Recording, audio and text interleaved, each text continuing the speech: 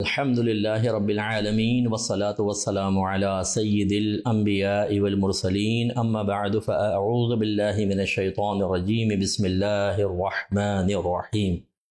آج انشاءاللہ سورہ حدید کی اول 4 آیات پر کلام کی سعادت حاصل ہوگی، اور یہ سب کے سب اللہ تبارک و تعالی کے بارے میں ہیں۔ اللہ تعالیٰ کے کمال قدرت کو ظاہر کر رہی ہیں، اس کی سلطنت کو، اللہ تبارک و تعالی کی عظیم طاقت کے اظہار پر، اس کی قدرت کے اظہار پر یہ آیات دال ہیں، یعنی رہنمائی کر رہی ہیں۔ چنانچہ اللہ تعالیٰ ارشاد فرماتا ہے سبح للہ ما فی السماوات وما فی الارض، تسبیح بیان کرتی ہے، پاکی بیان کرتی ہے اللہ کے لیے ہر وہ چیز جو آسمانوں میں ہے اور زمین میں ہے۔ اس کا مطلب یہ ہے کہ انسان اور جنات، چونکہ ہمارے ساتھ نفس ہے، شیطان ہے، تو ہم غفلت اختیار کر سکتے ہیں، باقی ہر چیز ذرہ ذرہ اللہ تبارک و تعالی کی تسبیح کرتا ہے، اس کی پاکی کو بیان کرتا ہے، اس کے ذکر میں مشغول ہے۔ یہ الگ بات ہے کہ ہمیں اس کا شعور حاصل نہیں ہوتا۔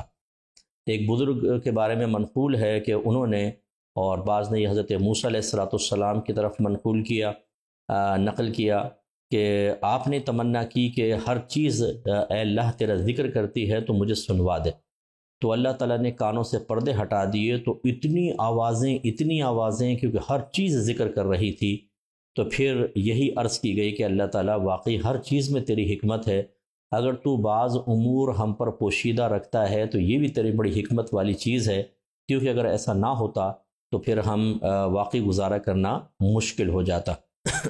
تو ایک تو یہ ذہن میں رکھیں کہ اللہ تعالیٰ کی ہر چیز پاکی بیان کر رہی ہے، اس کے ذکر میں مشغول ہے، اور یہ ذکر جو ہوتا ہے اللہ تبارک و تعالیٰ کے الہام سے ہوتا ہے۔ کس چیز کو کیسا ذکر الہام فرمائے؟ کبوتر غٹر غوں کر رہا ہوتا ہے، یا بیٹھے بیٹھے اوں کر رہے ہوتے ہیں، چڑیا چہچہا رہی ہوتی ہیں، تو وہ کیا بول رہی ہیں ہمیں تو نہیں معلوم ہوتا، ہو سکتا ہے وہ اللہ تبارک و تعالیٰ کا الہام کردہ ذکر کر رہے ہوں۔ اس سے ذرا ایک ہم نتیجہ یہ نکالتے ہیں، ایک تو اللہ تعالیٰ کا کمال قدرت کہ ہر مخلوق کو ذکر کی توفیق عطا فرمائی، اور دوسری بات یہ ہے کہ ہمیں کبھی بھی اپنی عبادات کی کثرت پر گھمنڈ نہیں ہونا چاہیے، اور معاذ اللہ ثم معاذ اللہ اگر شیطان کبھی یہ ذہن میں ڈالنے لگے کہ ہمارے پاس علم بھی ہے، تقوی بھی ہے، پرہیزگاری، ہم تو بہت اللہ کی اطاعت کرتے ہیں اور عبادات کرتے ہیں، ہم نے اتنے حج کیے، اتنے عمرے کی، ہم تہجد بھی پڑھتے ہیں، چاشی شاگ بھی پڑھتے ہیں، اوابین بھی، روزی بھی رکھ رہے ہیں، قرآن پاک کی تلاوت بھی کر رہے ہیں، تو بھائی پہلی بات یہ ہے کہ اللہ پہ کوئی احسان نہیں ہے، ہمارا اپنے اوپر احسان ہے۔ دوسرا، یہ جتنی مخلوق ہے کائنات میں، آسمانوں اور زمین میں، سب اللہ کا ذکر کر رہی ہیں، اس کے مقابلے میں ہمارا یہ عمل ہے ہی کتنا؟ اس کی کیا اوقات ہے؟ اندازہ کریں کہ ہم عجب و خود پسندی میں مبتلا ہو جائیں، اور ہم اس کا بینیفٹ حاصل کرنے کا ذہن بنائیں کہ چونکہ میں اب متقی پرہیزگار ہوں، اللہ کی عبادت کر رہا ہوں، تو میری دعا بھی مقبول ہونی چاہیے، میرے مسائل حل ہونے چاہیے، کوئی پریشانی میری طرف متوجہ نہ ہو، اگر کوئی مجھ سے دشمنی کرے تو اس کو اللہ تعالیٰ تو تباہ و برباد کر دے کیونکہ مجھ جیسے سے دشمنی کی ہے۔ یہ چیز نہیں ہوتی، ہمیشہ عاجزی انکساری رکھیں۔ انبیاء علیہ السلام معصوم عن الخطا ہیں، اس کے باوجود وہ اللہ سے ڈرتے رہے، اور انہوں نے عبادات میں کبھی کوتاہی نہیں کی، اور نہ اپنی عبادات کی بیس پر انہوں نے خدا نخواستہ کو ایسے جملے کہے کہ جیسے اللہ تعالیٰ پر بڑا کوئی احسان کر رہے ہیں، بلکہ میرے آقا صلی اللہ علیہ وسلم نے ارشاد فرمایا کہ کوئی بھی اپنے عمل سے جنت میں نہیں جائے گا، صرف اللہ کی رحمت سے جائے گا۔ تو دائرہ ادب میں رہ کے گزارش کی گئی، یا رسول اللہ آپ بھی؟ فرمایا ہاں، میں بھی اپنے عمل سے نہیں، فقط اللہ کی رحمت سے، کہ اللہ کی رحمت مجھے ڈھانپ لے گی تو میں جنت میں جاؤں گا۔ اس چیز کو ذہن میں رکھیں۔ وَهُوَ الْعَزِيزُ الْحَكِيمُ، اور وہ غالب ہے، حکمت والا ہے، یعنی ہر شے پر غالب ہے اور بہت حکمت والا ہے۔ لہو ملک السماوات والارض، اسی کی ملکیت میں ہے آسمانوں اور زمین کی بادشاہت، یعنی ذرے ذرے کا مالک اللہ تبارک و تعالی ہے۔ اب یہاں ایک سمجھنا چاہیے کہ یہ نسبت حقیقیہ ہے، یعنی جس کی طرف نسبت پہلے کرنی چاہیے اور براہ راست کرنی چاہیے اسے کہتے ہیں نسبت حقیقیہ۔ تو ملک کی نسبت اللہ کی طرف پہلے ہوگی کیونکہ اللہ پہلے مالک ہے، اور اللہ ہی مالک ہے، یعنی پھر ہم بندے مالک ہوتے ہیں، تو پہلے ترتیب میں اللہ تعالیٰ کی ملکیت ہوئی، یا اللہ تعالیٰ پہلے ہے پھر ہم بعد میں۔ اور دوسرا یہ کہ اللہ کی ہی طرف نسبت ہونی چاہیے حقیقتاً، کیونکہ وہی اصل میں مالک ہے، تو اس کو نسبت حقیقیہ کہتے ہیں۔ اور اس کا مطلب یہ ہوا اگر کوئی یہ کہتا ہے اس کتاب کا مالک میں ہوں، اس گاڑی کا مالک میں ہوں، اس گھر کا مالک میں ہوں، تو اس کو کہتے ہیں نسبت مجازیہ، کیونکہ ترتیب کے اعتبار سے جو بعد والی چیز ہوتی ہے یا کوئی وسیلہ بن رہی ہوتی ہے، جب اس کی طرف ہم نسبت کرتے ہیں تو اس کو نسبت مجازیہ کہتے ہیں۔ اور جب ہم نسبت حقیقی اور مجازیہ کا فرق ذہن میں رکھتے ہیں تو یاد رکھیں کبھی شرک متحقق نہیں ہوتا۔ یعنی اللہ بھی مالک اور میں اس مکان کا مالک، تو کیا اللہ تعالیٰ اس مکان کا مالک نہیں ہے؟ بالکل ہے۔ تو جب اللہ مالک ہے تو میں کیسے مالک ہو گیا؟ اگر میں بھی مالک اللہ بھی مالک تو یہ شرکت ہوئی کہ نہیں ہوئی؟ جواب یہی ہے کہ اللہ کی طرف ملک کی نسبت حقیقی اعتبار سے ہوگی، میری طرف مجازی اعتبار سے۔ اور یوں ہی اللہ تعالیٰ کی ملکیت جو ہے وہ پہلے ہے، قدیم ہے، میرے حادث ہے، یعنی بعد میں اللہ نے مجھے ملکیت دی ہے، اس کی ذاتی ہے، مجھے عطا کی گئی ہے، اس کی ملکیت لا محدود ہے، میری محدود ہے، اس کی غیر فانی ہے، ہماری فانی ہے۔ تو جب یہ چار فرق ہو جاتے ہیں تو یاد رکھیں پھر شرک کبھی متحقق نہیں ہوتا، چاہے بظاہر الفاظ میں ایسا لگ رہا ہو کہ شرکت کر رہے ہیں۔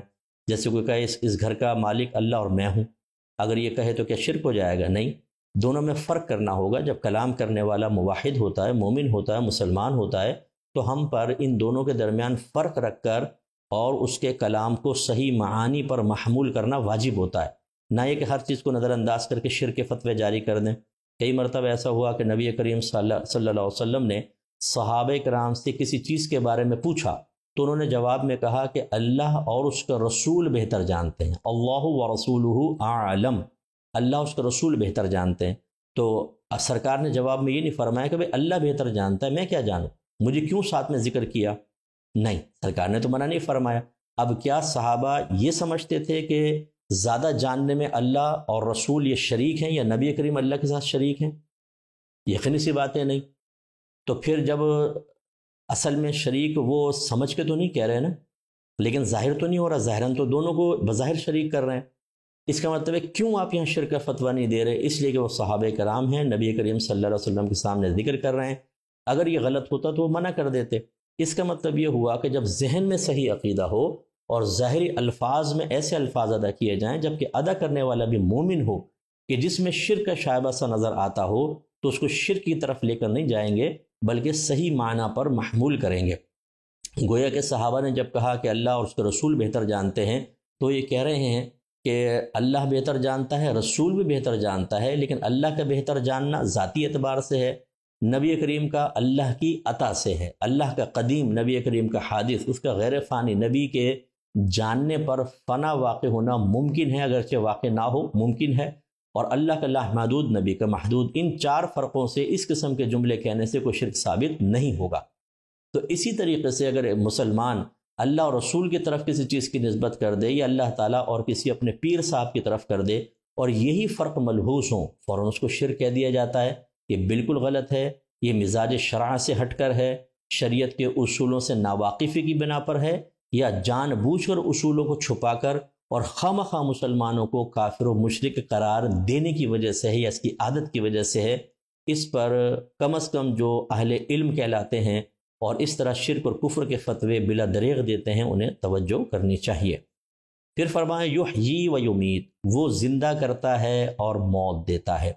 تو زندگی اللہ کے دست قدرت میں ہے، کسی انسان کے نہیں، اور وہی موت دیتا ہے، کوئی جادوگر نہیں۔ بعض کہتے ہیں جی اس نے جادو کرا کے میرے بچے کو مار دیا، وہ بھائی کوئی نہیں مار سکتا، صرف اللہ تبارک و تعالیٰ کے دست قدرت میں ہے۔ اگر کوئی جادو کرے اس کا اثر بھی نہیں پہنچ سکتا اگر اللہ نہ چاہے تو، اور مار کوئی نہیں سکتا۔ اگر فرض کر لیں کسی نے جادو کروایا اور آپ کا بچہ فوت ہو جاتا ہے، آپ کا شوہر فوت ہو جاتا ہے، تو ہم اس کی طرف منسوب نہیں کریں گے، اس کو اللہ نے ہی وفات دی ہے۔ ہاں، اس نے ایک ناپاک کوشش ضرور کی ہے اور آخرت میں اس برے ارادے پر اس کی گرفت بھی ہوگی، لیکن یہ کہنا کہ اس نے مار دیا بالکل غلط ہے، مارنے والا اللہ ہے۔ وَهُوَ عَلَى كُلِّ شَيْءٍ قدیر، اور وہ ہر شے پر قادر ہے۔ یہاں شے سے مراد ممکن ہے۔ ممکن اس چیز کو کہتے ہیں کہ جو پہلے نہیں تھی بعد میں پیدا ہوئی، جس کو مخلوق بھی کہتے ہیں، جس کو مقدور بھی کہتے ہیں، اللہ کے تحت قدرت۔ تو مخلوق ہو یا ممکن، یہ ایک چیز ہوتی ہے، سمجھ لیں اللہ تعالیٰ ہر ممکن پر قادر ہے۔ ممکن کے مقابل آتا ہے محال، محال اسے کہتے ہیں کہ جو مارز وجود میں نہیں آ سکتا، اس کا مارز وجود میں آنا ہی، یعنی اس کا پیدا ہونا، اس کا موجود ہونا ہی ناممکن ہے، ممتنع ہے، محال کبھی نہیں ہو سکتا، جیسے دوسرا خدا۔ تو اب اس سوال کا ایک جواب ہو جائے گا کہ اگر یہ کہا جائے اللہ ہر شے پہ قادر ہے، تو بعض لوگ کویسچن کر لیتے ہیں کہ اللہ تعالیٰ اتنا بڑا پتھر بنانے پہ قادر ہے جسے خود نہ اٹھا سکے؟ کیا اللہ تعالیٰ دوسرا خدا بنانے پر بھی قادر ہے؟ معاذ اللہ ثم معاذ اللہ نہیں۔ ہم کہیں گے کہ اتنا بڑا پتھر معاذ اللہ جس کو خدا نہ اٹھا سکے، اس کا وجود محال ہے، دوسرے خدا کا وجود محال ہے، ٹھیک ہے نا؟ اور محال وہ چیز ہوتی ہے جو قدرت کے تحت ہی نہیں آتی، قدرت کے تحت صرف ممکنات آتے ہیں جو وجود میں آ سکتے ہیں۔ اب آپ یہ سوال پیدا ہو سکتا ہے، اس کا مطلب ہے کہ اللہ کی قدرت ناقص ہوئی کہ صرف ممکنات پر کو محیط ہے اور محال اس کے تحت نہیں آتے؟ نہیں، یہ قدرت کا نقص نہیں ہے، یہ اس محال کا نقص ہے کہ وہ تحت قدرت آنے کی صلاحیت نہیں رکھتا ہے۔ اس کو یوں سمجھ لیجئے کہ نبی کریم صلی اللہ علیہ وسلم کی تبلیغ کامل تھی یا ناقص؟ آپ کہیں گے کامل تھی، بلکہ کامل ترین تھی۔ اب ایک کافر کہے یہ بتاؤ پھر ابو جہل ایمان کیوں نہیں لے کر آیا، ابو لہب ایمان لے کر کیوں نہ آیا؟ اگر تبلیغ کامل ہوتی تو وہ بھی ایمان لے آتے۔ جواب کیا ہوگا؟ تبلیغ کامل تھی، ان کے اندر اس تبلیغ کو قبول کرنے کی صلاحیت نہیں تھی۔ خرابی تبلیغ میں نہیں، خرابی ان کے اندر ہے۔ ایسی محال میں ایسی خرابی ہوتی ہے کہ وہ تحت قدرت آنے کی صلاحیت ہی نہیں رکھتا۔ ایک اور مثال سے سمجھیے، ایک تار کسی نے لگایا الیکٹرک وائر، اور اس میں 100 بلب لگائے، جس میں سے 5 بلب فیوز تھے۔ بٹن آن کیا، 95 جل گئے، 5 نہیں جلے۔ اب کسی نے کہا کہ اگر یہ بجلی کامل ہوتی نا، یہ 5 بھی جلتے۔ صحیح کہہ رہا ہے غلط کہہ رہا ہے؟ وہ غلط کہہ رہا ہے، کیونکہ بجلی کامل ہے، بجلی اپنا کام کر رہی ہے۔ وہ 5 بلب ایسے ہیں کہ جن میں اس بجلی کو قبول کرنے کی صلاحیت ہی نہیں ہے، تو نقص بلب میں ہے، بجلی میں نہیں۔ بس یہ ذہن میں رکھیں، انشاءاللہ بہت سی باتیں سمجھ میں آئیں گی۔ وَهُوَ الْأَوَّلُ وَالْآخِرُ، وہ سب سے پہلے بھی ہے اور سب کے بعد بھی ہے۔ سب سے پہلے اس طرح کہ صرف اللہ تعالیٰ تھا، کچھ بھی نہیں تھا، پھر اس نے عالم کو پیدا کیا، اور ایک وقت آئے گا کہ جب پہلا سور پھونکا جائے گا، سب ختم ہو جائے گا، صرف ذات باری تعالیٰ باقی رہے گی، تو وہی سب سے آخر میں، وہی اول وہی آخر۔ وَالظَّاهِرُ وَالْبَاطِنُ، وہی ظاہر ہے اور وہی باطن ہے۔ یعنی ہر شے کے اندر دیکھیں آپ کو اللہ کا کمال قدرت نظر آئے گا، ہر چیز ایک دلیل ہے اللہ کے وجود کے اوپر۔ آسمان دیکھیں، بہتے پانی دیکھیں، اجزائے ترکیبی ان کے دیکھیں، کیمیکل ریئیکشن آپ دیکھیں جو مخلوق اللہ نے پیدا کی، یہ پہاڑ، یہ دریا، یہ بارشوں کا نظام، یہ غذائی نظام، ایک کو دوسرے کی غذا بنا دینا، ہر چیز سے ظاہر ہوتا ہے کہ ایک ذات ایسی ہے جو اس نظام کو چلانے والی ہے، ورنہ اتنا پرفیکٹ نظام اتفاقی طور پہ نہیں چل سکتا۔ اس کا مطلب ہے ہر ذرے سے اگر دیکھا جائے تو قدرت کے اظہار کی وجہ سے اللہ تعالیٰ ظاہر نظر آتا ہے، لیکن باطنی سے اعتبار سے کہ آپ دیکھ نہیں سکتے، ہم دیکھ نہیں سکتے، نہ اس کو دیکھ سکتے ہیں، نہ اس کی آواز ہے کہ ہم سن سکیں، نہ اس کی کوئی خوشبو ہے کہ ہم سونگھ کے محسوس کر سکیں، نہ ہم چکھ کے محسوس کر سکتے ہیں، نہ چھو کے محسوس کر سکتے ہیں، نہ کوئی ایسا آلہ ہم ایجاد کر سکتے ہیں کہ اللہ تبارک و تعالیٰ کو جان سکیں۔ اتنا پوشیدہ، اتنا باطن، تو ہر چیز سے ظاہر بھی، ہر چیز سے پوشیدہ بھی۔ اور پھر فرمایا وَهُوَ بِكُلِّ شَيْءٍ عَلِيمٌ، اور وہ ہر شے کو جاننے والا ہے، ہر شے کا علم اس کے پاس ہے۔ اچھا، اس طرح کہ ابھی پیدا بھی نہیں ہوئی تب بھی اس کے پاس علم ہے، پیدا کر دیا تب بھی کوئی شے اس کے علم سے باہر نہیں، ہر شے کو جانتا ہے، کون کیا کر رہی ہے، کیا سوچ رہی ہے، کدھر جا رہی ہے، کدھر آ رہی ہے، کون مر رہا ہے، کون جی رہا ہے، کوئی بیمار ہو رہا ہے، کون صحت مند ہو رہا ہے، ہر چیز اللہ تعالیٰ ہر وقت جانتا ہے۔ اور فیوچر میں کیا کیا ہونے والا ہے وہ بھی اللہ تعالیٰ کو سب معلوم۔ اس کا علم بڑا زبردست علم ہے، اس کے علم کا کوئی مقابل نہیں ہو سکتا ہے۔ پہلے شبہ پیدا ہوتا تھا، شیطان وسوسہ ڈالتا تھا، یار کیسے اللہ تعالیٰ اتنی معلومات کیسے ہو سکتا ہے، انسانی عقل ہے؟ تو اب تو جدید سائنسی ایجادات نے اس مسئلے کو سمجھنا آسان کر دیا۔ آپ سرچ انجن پہ جاتے ہیں، جیسے گوگل پر آپ گئے، ایک لفظ آپ لکھ کے کلک کرتے ہیں تو جتنی ویب سائٹس وغیرہ ہوتی ہیں وہ بھی سامنے آ جاتی ہیں، اور جتنے ٹائم میں اس نے سرچ کر کے آپ کو بتایا وہ بھی لکھا ہوتا ہے آگے۔ بعض اوقات سیکنڈ کے بھی بہت کم عرصے کے اندر اربوں کھربوں آ جاتی ہیں سامنے، کروڑوں کی تعداد میں، اتنا تیز وہ کام کرتا ہے۔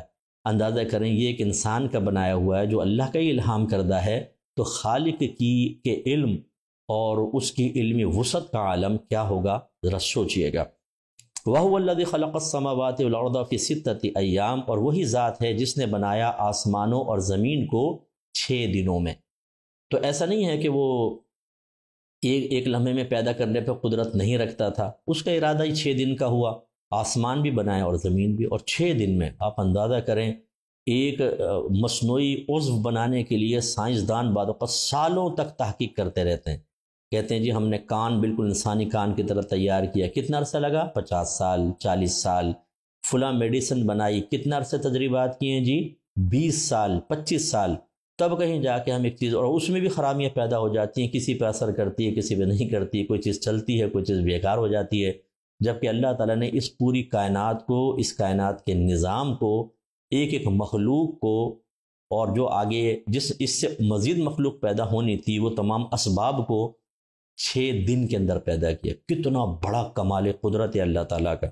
ثم استوى علی العرش، پھر وہ عرش پر استوا، اس نے عرش پر استوا فرمایا۔ استوا معنی ویسے تو بیٹھ جانا ہوتا ہے، بعض لوگ کہتے ہیں کہ اللہ نے عرش کا تو صحیح یہ ہے کہ 7ویں آسمان کے اوپر ایک بہت بڑا تخت ہے جس کو عرش کہا جاتا ہے، وہ کہتے ہیں عرش بنایا اس پہ اللہ آ کے بیٹھ گیا۔ نو، یہ مراد نہیں ہوتی، ہمیں وہ معنی مراد لینا ہے کہ جو اللہ تعالیٰ کی شان کے لائق۔ اس نے قرآن میں فرمایا لیسا کمثلہ شیء، اس کی مثل کوئی شے نہیں ہے۔ تو ہم ایک تخت کے اوپر بیٹھتے ہیں، ہم ایک جگہ کے اوپر بیٹھتے ہیں، اللہ تعالیٰ جگہ سے پاک و صاف ہے، وہ تخت پر بیٹھنے سے پاک و صاف ہے۔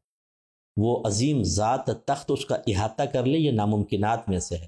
اور سمجھانے کے لیے بس میں عرض کر دیتا ہوں، یہ تخت، ڈائریکشنز، آگے پیچھے، دائیں بائیں، اوپر نیچے، یہ جگہیں جتنی بھی ہیں یہ پہلے نہیں تھیں، اللہ تعالیٰ تھا، کیونکہ سب مخلوق ہیں، اللہ نے ان کو پیدا فرمایا۔ تو جب اللہ تعالیٰ ان سب سے پہلے تھا تو کہاں تھا بتائیے؟ تو وہ اس کے اندر کوئی تبدیلی نہیں آتی کہ پہلے وہ جگہ میں نہیں تھا پھر عرش پیدا کر دیا تو اس پر آ کر بیٹھ گیا، نہیں۔ لیسا کمثلہ شیء ہمیں بتاتا ہے کہ ہمیں اس کا ایسا ہی معنی لینا ہے کہ وہ انسانوں کی طرح یا مخلوق کی طرح نہ لگنے لگے، ہماری مثل نہ ہو جائے۔ ہم بیٹھتے ہیں ایک جگہ کے اندر، جو جگہ میں ہوتا ہے وہ جسم رکھتا ہے، اللہ جسمانیت سے پاک و صاف ہے، لہٰذا اس کا مطلب اس نے عرش پیدا فرمایا اور خصوصی اس پر توجہ فرمائی، بس یہ اس کا مفہوم ہے، نہ کہ بیٹھ جانے والا مفہوم۔ پھر فرمایا کہ یعلم ما یلج فی الارض وما یخرج منها، وہ جانتا ہے جو زمین میں چیز داخل ہوتی ہے، جیسے پانی اندر داخل ہوتا ہے، مردے اندر داخل ہوتے ہیں، ہم بیج ڈالتے ہیں وہ زمین کے اندر چلے جاتے ہیں، کیڑے مکوڑے زمین میں چلے جاتے ہیں، سب جانتا ہے۔ اور اسی طرح وما یخرج منها، اور جو زمین سے نکلتے ہیں، بروز قیامت مردے نکلیں گے، پودے نکلتے ہیں، جانور باہر آتے ہیں، سب اللہ تعالیٰ ان کو جانتا ہے۔ وما ينزل من السماء وما يعرج فيها، اور وہ اسے بھی جانتا ہے جو آسمان سے اترتا ہے، جیسے پانی، فرشتے، وحی وغیرہ، اور جو آسمان کی طرف چڑھتی ہے، جیسے بندوں کے نام اعمال جاتے ہیں، سرکار سفر معراج پہ گئے، اور بہت ساری چیزیں جو آسمان کی طرف جاتی ہیں۔ وهو معكم اينما كنتم، اور وہ تمہارے ساتھ ہوتا ہے تم جہاں کہیں بھی ہو۔ یعنی ساتھ ہونے کا مطلب جسمانی معیت نہیں ہے، بلکہ علم اور قدرت کے اعتبار سے، یعنی ہم جہاں بھی چلے جائیں وہ ہمیں جانتا ہے ہم کیا کر رہے ہیں، اور چاہے تو وہیں گرفت کر لے، ہمیں بیمار کر دے، مار دے، وہ ہم پر قادر رہتا ہے۔ واللہ بما تعملون بصیر، اور اللہ تعالیٰ جو کچھ تم کر رہے ہو اس کو دیکھنے والا ہے۔ لہذا خلوت ہو یا جلوت ہو، آپ اندر سے کنڈی لگا دیں یا کسی الگ جگہ پہ چلے جائیں، اللہ تعالیٰ ہمیں دیکھ رہا ہوتا ہے، اس لیے گناہ کرنے سے بچنے کی کوشش کرنی چاہیے۔